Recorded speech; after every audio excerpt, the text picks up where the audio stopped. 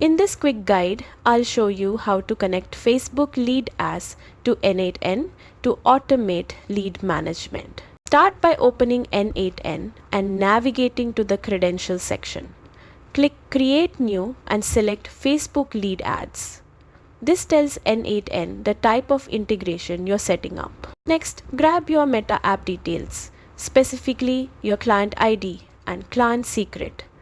Enter these carefully into N8N. Accuracy is key to ensure the connection works smoothly. Then set the OAuth 2 redirect URI, which is provided by N8N.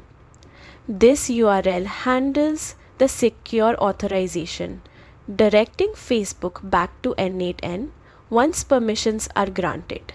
Copy and paste it exactly. Finally, hit Save to store your credentials. Once saved, your Facebook lead ads account is now connected to N8N, ready to automatically manage your leads. With this setup, you can respond faster to new leads, streamline workflows, and save valuable time.